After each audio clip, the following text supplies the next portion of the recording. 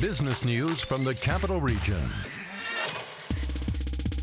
This is Washington Business Report with ABC7 national correspondent Rebecca Cooper. Thanks for joining us for a look at the business, finance, and economic news that matters to you. And happy Easter Sunday. We've got lots of news impacting your wallet and jobs this week, including two very different tax and spending plans in the district in Maryland. Plus the economics of baseball, oil prices, college tuition, Indiana boycotts, and international squabbling. With all that on our plate, we're doing a double roundtable this week. Plus, we've got important advice at tax time in our small business spotlight. But first, let's talk job numbers. Investors had hope for that elusive golden Easter egg when the new numbers came out this week. But instead, we got a rotten egg when Friday's numbers proved far worse than analysts had expected. Here to talk about that and much more on this busy week in business news, two of our best and brightest regular contributors and a Washington Business Journal Power 100 trifecta. Jim Dinniger, President and CEO of the Greater Washington Board of Trade, and Jonathan Haberman, Managing Director at Amplifier Ventures. Welcome to you both. I'm getting some strange noises in my head, but I think that's been going on for many years, so I'm going to talk through it. Thanks for the warning. I can't tell whether it's the control room sound or the little people in my head. So, Jim, I'm just going to turn straight to you. We got two very different budget fights going on right now in the Washington region. The new governor in Maryland, Larry Hogan, he wants to lower taxes but cut spending for schools and government employees. Meantime, in the district, the mayor is saying let's raise sales taxes so she can better pay to house the homeless. What's the business take on all of these differing proposals? I think big things to keep in mind are the legislative bodies of both respective jurisdictions. You have a legislature up in Maryland that is vastly different than the governor, and so he doesn't just carry the day, but there are big issues that he's looking to address. Certainly on transportation issues, the overall with the pension, a number of different issues he's got on education, and then in the district, you can't discount the council. It's a relatively new council. They're fiscally a bit tighter, I think, than the mayor right now, and I do believe that there may be quite a battle brewing over this sales tax. No one's looking to raise taxes. Certainly the business community is not big on taxes, but homeless in the District of Columbia needs to be addressed. The mayor gets a lot of points for heading that off and really tackling it, and then looking at things like the streetcar, and she's taken a good hard second look at things, and we're going to learn more and more about her budget.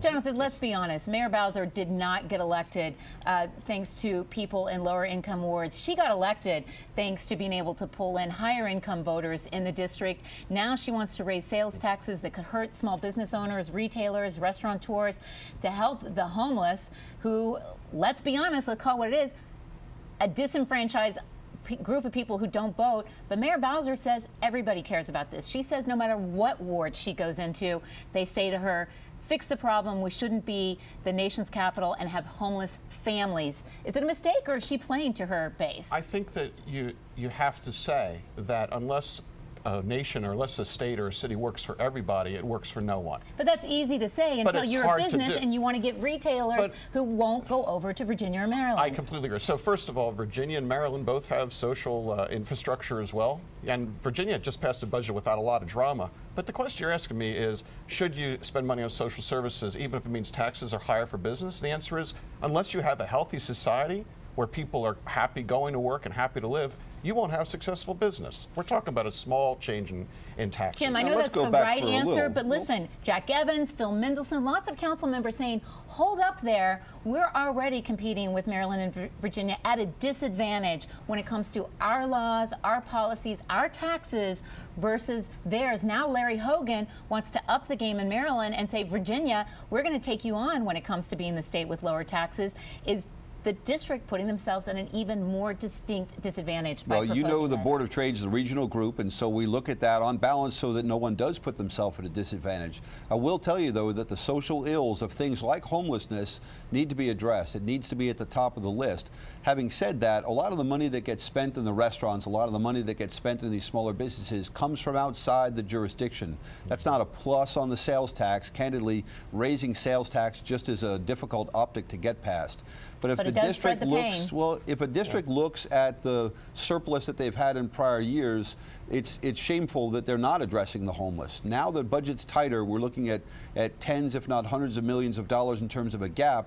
she's got to close that, and to be able to close that, she is looking to taxes. I'm not sure the council is. And listen, forget the moral high ground. I think the moral high ground always wins on whether or not you should house the homeless, especially homeless families. But let's look at it from a business point of view. We want tourists to come to D.C. It will be tourists who will be paying these extra sales taxes. They don't want to come to the nation's capital and have us be a city of homeless. That's right, but it's not just a homeless issue. I think it's the business right thing For example, to do. look, I think that the mayor needs to continue to focus on building business. I didn't see, frankly, enough around building technology businesses compared to the last mayor. If we want to talk about things she could be doing in to help terms of her business, state of the district, I mean, she's just getting started. And so forth, the money that they've allocated for technology and for small business. There are things that this mayor could be doing.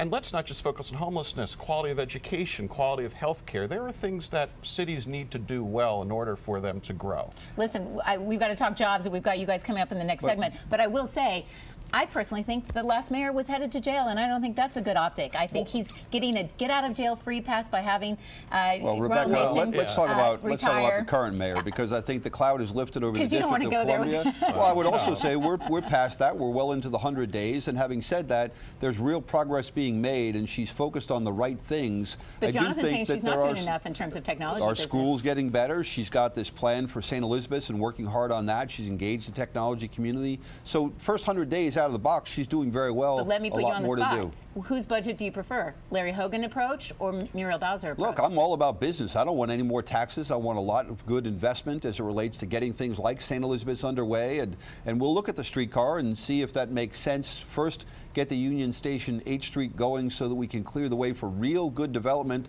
that's great for everybody. I got to wrap and bring you all back for jobs, baseball, and much more. But Jonathan, you get the last word. We haven't talked much about Virginia. They just passed a budget without any drama at all. And it's a good budget. It's television. We like the drama. Sorry. Good, Virginia, well done. It's rare to see in politics these days. We've got to talk about it. And when we have the governor on, we're going to talk about that and much more.